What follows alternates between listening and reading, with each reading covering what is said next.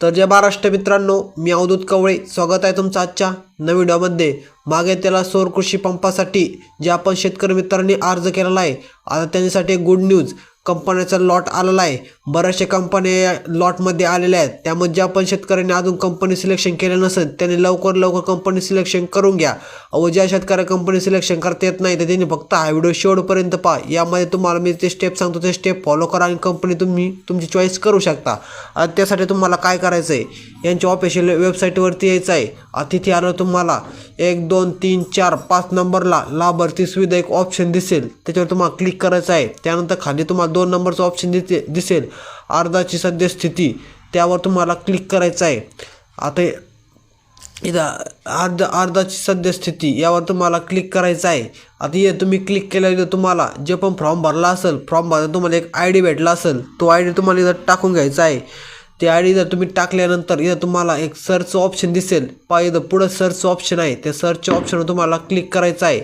आता तुम्ही सर्च ऑप्शनवर तुम्ही क्लिक केल्यावर तुम्हाला तुमचा सर्व फॉर्म ओपन होईल। यामध्ये तुमचं ID, तुमचे गाव, तुमचे नाव व तुम्ही किती तारखेला फॉर्म भरला आहे त्याची डेटसुद्धा तुम्हाला इथं दिसेल, व किती HP चा तुमचा पंप आहे ते डिटेलमध्ये तुम्हाला पाहण्यास मिळेल। व त्याच खाली तुम्हाला सर्च व्हेंडर म्हणून एक ऑप्शन पाहण्यास मिळणार आहे। सर्च व्हेंडर पहा खाली, त्या सर्च व्हेंडरवर तुम्हाला क्लिक करायचं आहे। बरेच शेतकरी मित्र असे म्हणतील, सर आमचं अजून सर्च व्हेंडर ऑप्शन दाखवत नाही, तर कारण काय, तर काही सर्व्हरमध्ये प्रॉब्लेम असल्यामुळे, नाहीतर तुमचा फॉर्म जर तुम्ही काल किंवा एक 8-10 दिवसामध्ये जर तुम्ही पैसे भरून फॉर्म भरला असेल, लगेच सबमिट झाला असेल, तर तुम्हाला लगेच तुम्ही दाखवणार नाही। त्यासाठी तुम्हाला कमीत कमी 1 महिना तरी वेट करावा लागतो। त्यानंतर तुम्हाला इथं सर्च व्हेंडरचं ऑप्शन दिसते, आणि सर्च व्हेंडर ऑप्शन तुम्हाला क्लिक करायचं आहे। आता इथं क्लिक केलं खाली तुम्हाला इथं लगेच लिस्ट एक ऑप्शन दिसेल साईडला सिलेक्टमध्ये, त्या ठिकाणी तुम्ही सिलेक्ट करा।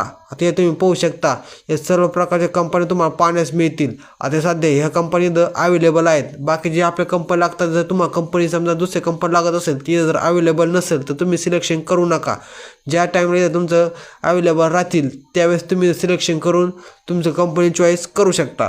अशा पद्धतीने तुम्ही कंपनी सिलेक्शन करू शकता।